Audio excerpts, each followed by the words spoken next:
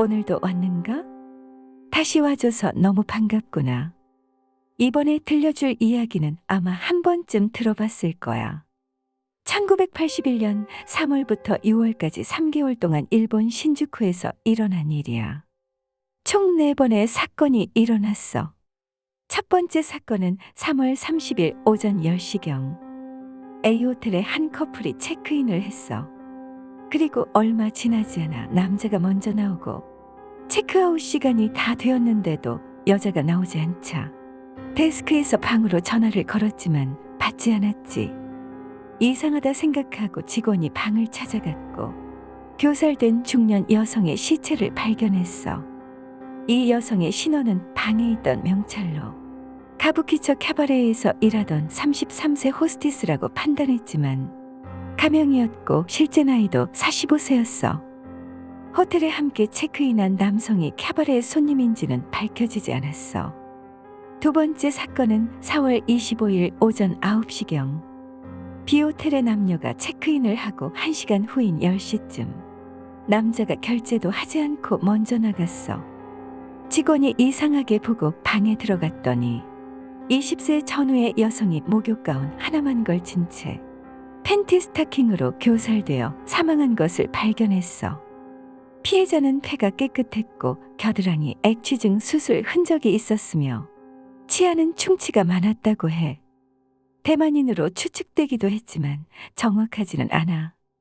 세 번째 사건은 6월 14일 오전 6시 30분경. C호텔에 한 커플이 체크인을 했어. 오전 7시가 넘은 시각에 남자만 먼저 나갔는데 직원이 7시 40분경에 그 방에 들어가니 전라의 젊은 여성이 팬티 스타킹에 목이 감긴 채 쓰러져 있었다고 해. 발견 당시 여성은 숨을 쉬고 있었지만 병원으로 옮겨지고 얼마 안 가 사망했지. 피해자는 17세 여성이었고 부검 결과 시체 위에서 커피가 200cc 검출되어 가부키초 카페에서 범인과 만나고 C호텔에 데려간 것으로 추정했어. 피해자 여성은 중학생까지만 해도 연극을 좋아하는 우등생이었다고 해. 그녀의 꿈은 탤런트였고 미래를 약속한 약혼자도 있었어. 하지만 고등학생이 되면서 폭주족들과 어울리면서 1학년 말에 퇴학을 당했어. 그녀는 살해되기 3시간 전까지 약혼자인 남자친구와 학교 시간을 보내다 헤어졌는데 매춘을 한 것이 아니냐는 의문도 제기되었지만 약혼자와의 관계도 순조로웠고 기분 좋게 헤어진 바로 뒤에 범인을 만난 점으로 보아 그럴 가능성은 적어 보였어. 사건 전날 연극 관련해서 잘 아는 사람을 만났어. 아마도 내가 탤런트가 될지도 모르겠어. 라고 말했다고 해. 네 번째 사건은 6월 25일 오후 11시쯤. D호텔에서 한 여성이 데스크에 도움을 요청했어. 함께 체크인을 하고 들어온 남자에게 목을 졸렸고 격하게 저항한 끝에 남자는 그녀의 지갑에서 현금을 갈취하고 도망쳤지. 피해자는 게임 센터에 혼자 있는데 이 남성이 말을 걸어와 함께 호텔로 와서 피해를 당했다고 해. 이 사건으로 이전에 3건도 같은 형태로 전개된 것으로 추측되었고 D호텔은 C호텔 바로 근처에 있었어.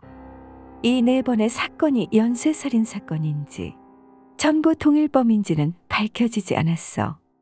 당시 프라이버시 침해로 호텔 내에 CCTV가 설치되어 있지 않았고 직원의 기억이 애매했기 때문에 범인의 몽타주가 작성되지 않았지만 공통점이 있어. 살해된 3명의 피해자에게서 각성제가 검출되었다고 해. 주사 흔적은 없었고 입이나 코로 들이마셨다는 것이 밝혀졌는데 자의인지 타의인지는 알 수 없었어. 그리고 피해자들은 가부키초에 혼자 있을 때 범인과 만난 것으로 추측되었어. 살해 방법도 모두 목을 졸라 시도한 것이 비슷했지. 용의자의 겉모습은 젊은 남성, 샐러리맨풍의 남성, 신장 160cm 대 30대 샐러리맨 남성 등으로 전부 일치했어. 같은 지역의 러브호텔에서 연속적으로 여성이 살해당했다는 사건은 세상을 떠들썩하게 만들었지만 범인의 몽타주는커녕 피해자의 신분조차 판명되지 못한 미해결 사건으로 남았어. 이후 각지에서 비슷한 사건이 일어남에 따라 감시카메라 설치가 의무화되었다고 해. 어이없게도 똑같은 수법으로 범행을 저지른 범인이 잡히지 않았다는 것이 정말 소름 돋네. 세상에 있는 괴상한 이야기 듣고 싶으면 괴담포차로 오거라.